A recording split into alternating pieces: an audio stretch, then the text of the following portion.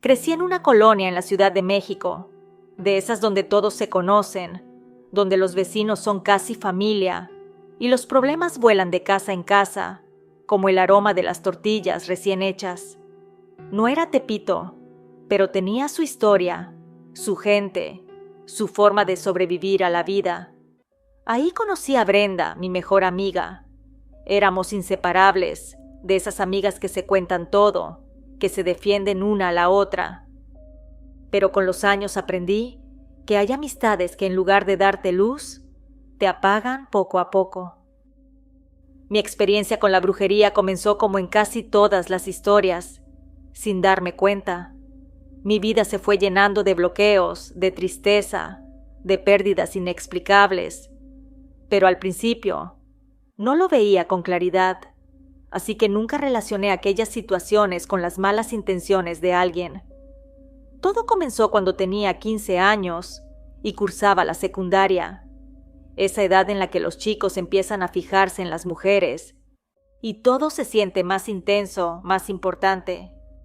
Yo no era la más popular ni la más bonita, pero tenía algo que atraía: seguridad, alegría, o quizá una luz que algunos querían apagar.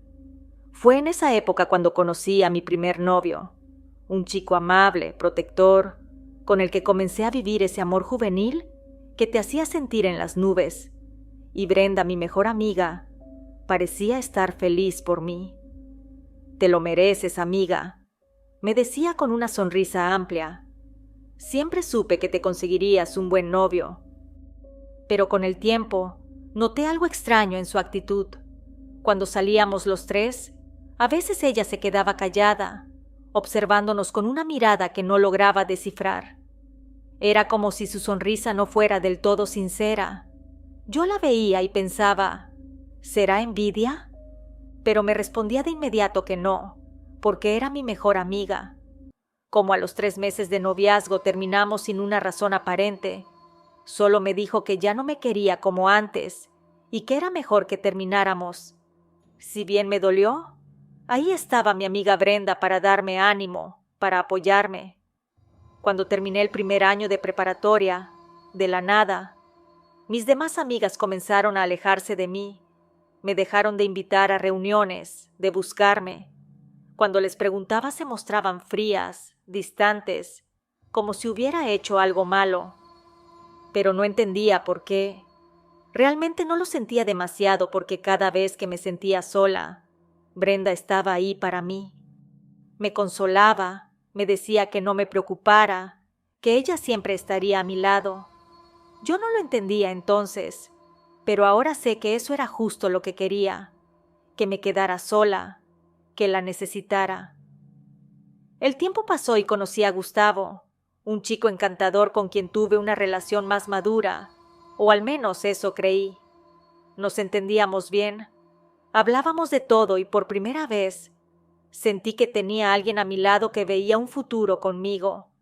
Pero la madurez a veces es solo una ilusión y en mi caso se desmoronó demasiado rápido.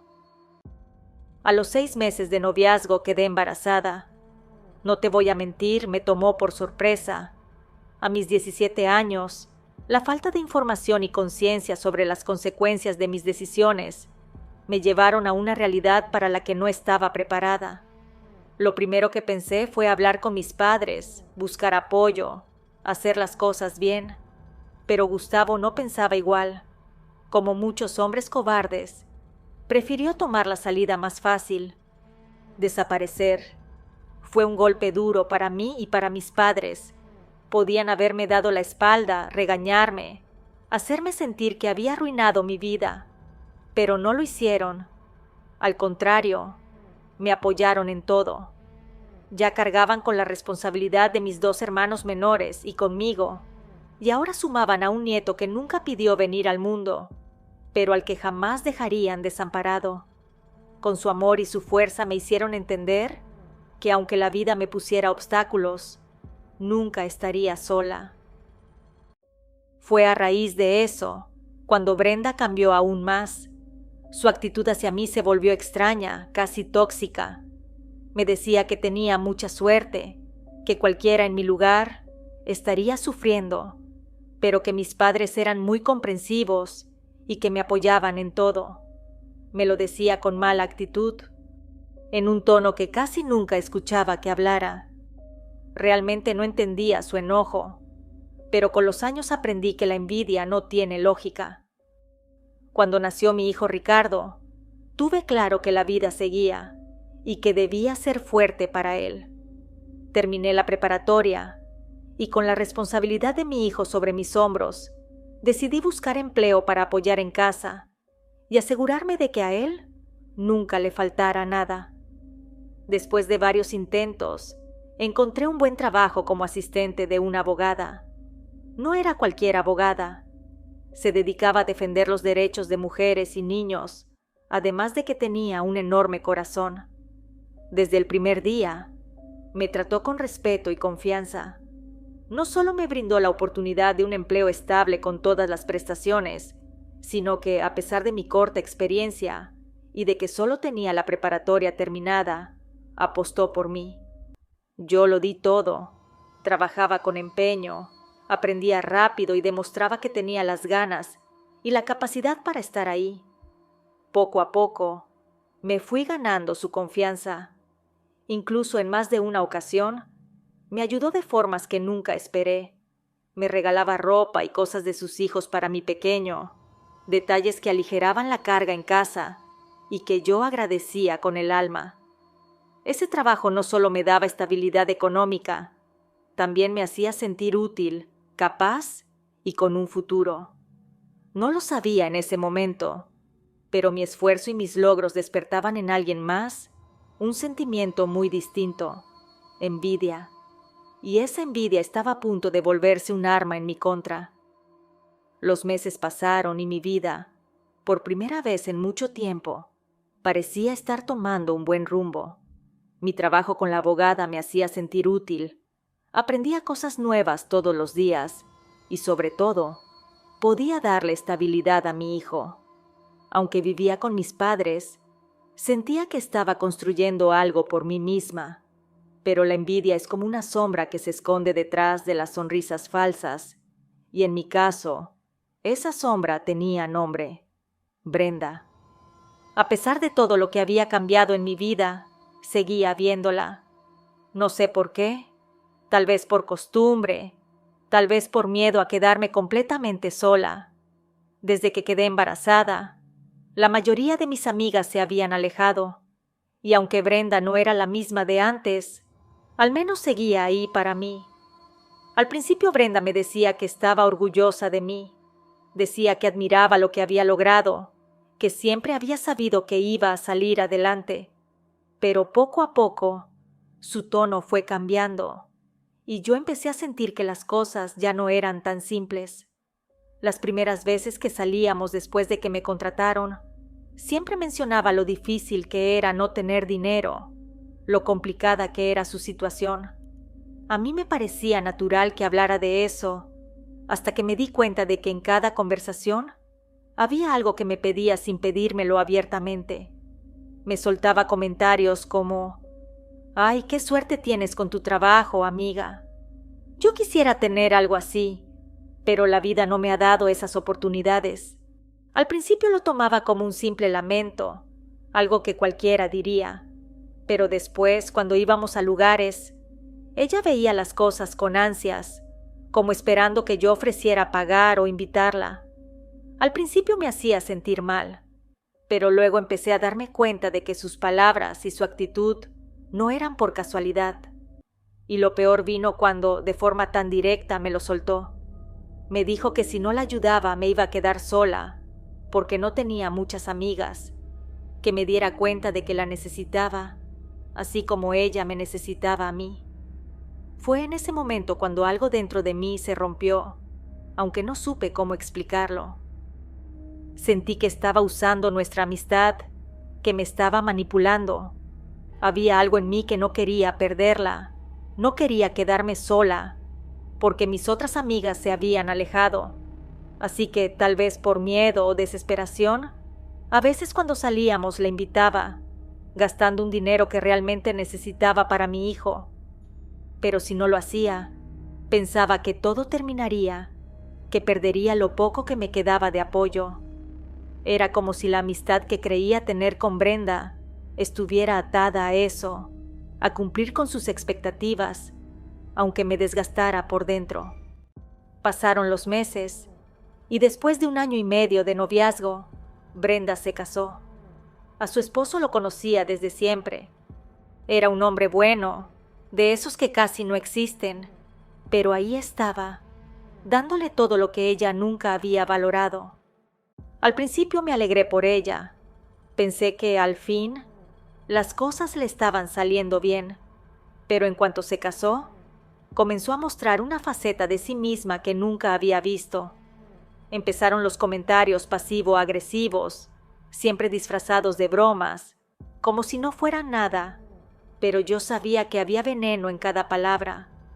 Cada vez que hablaba de su vida, no perdía la oportunidad de restregarme que ella era una mujer casada, como si eso la hiciera superior, como si fuera la única que había seguido el camino correcto. No solo eso, sino que comenzaba a decirme que pronto se iba a embarazar, que era lo que deberían de hacer todas las mujeres decentes.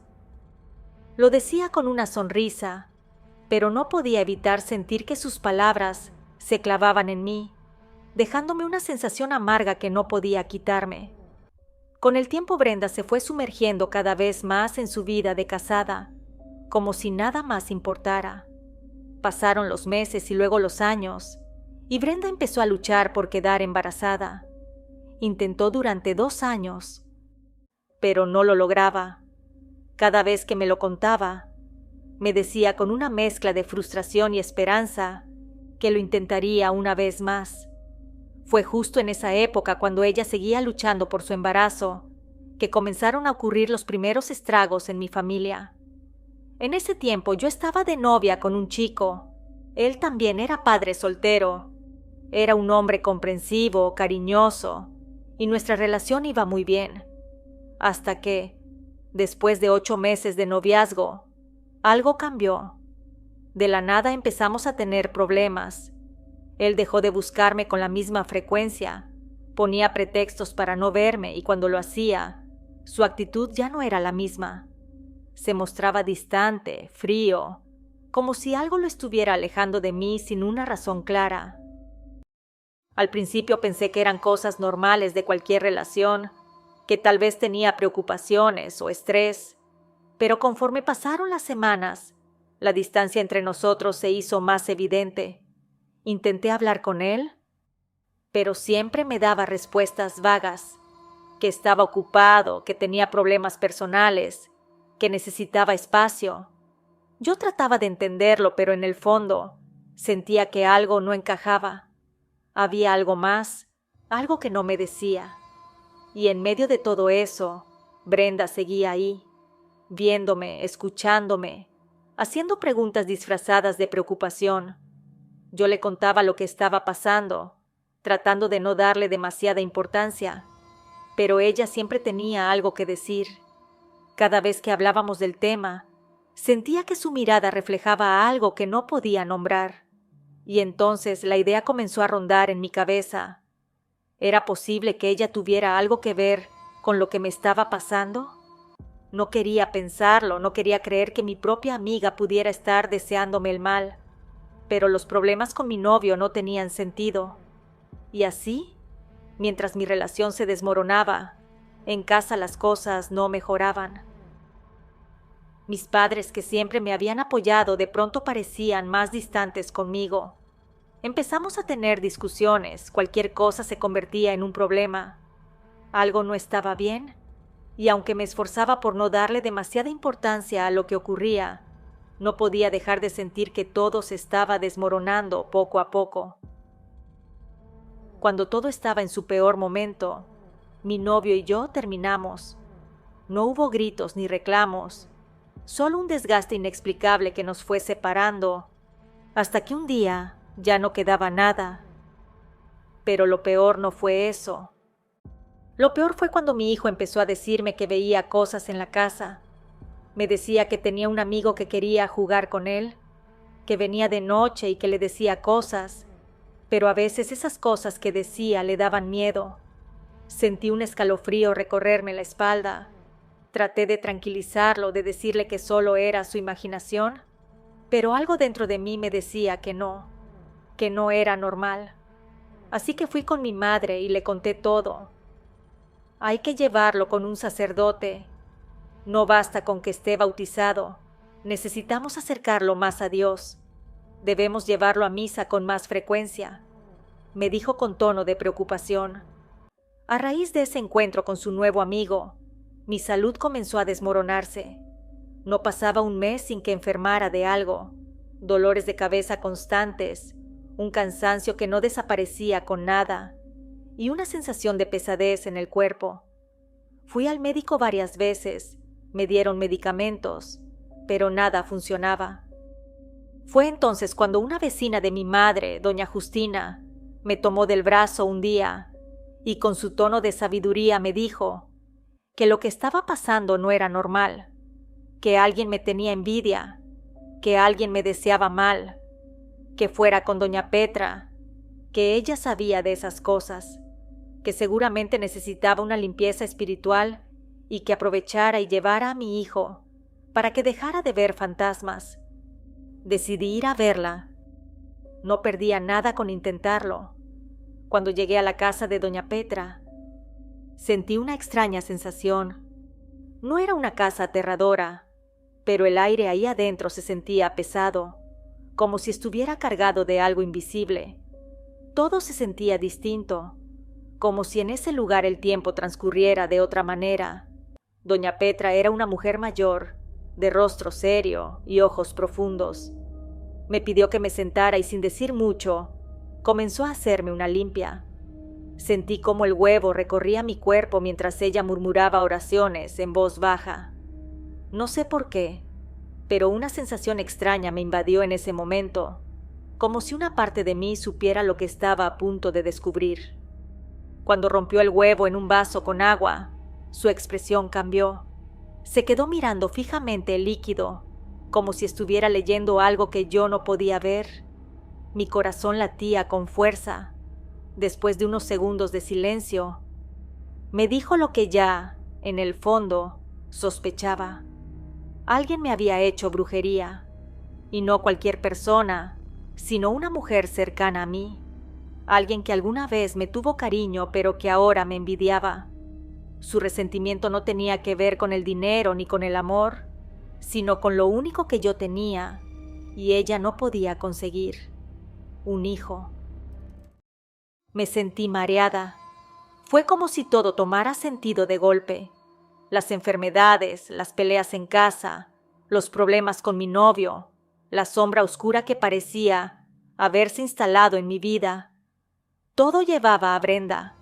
Sus comentarios, su necesidad de demostrar que era mejor que yo, su resentimiento cada vez más evidente cuando hablaba de mi hijo. Nunca quise creerlo. Nunca quise pensar que alguien tan cercano podría hacerme daño de esa manera, pero ahí estaba la verdad, frente a mí, en el agua turbia de ese vaso. Doña Petra me hizo una limpieza con hierbas, copal y agua bendita.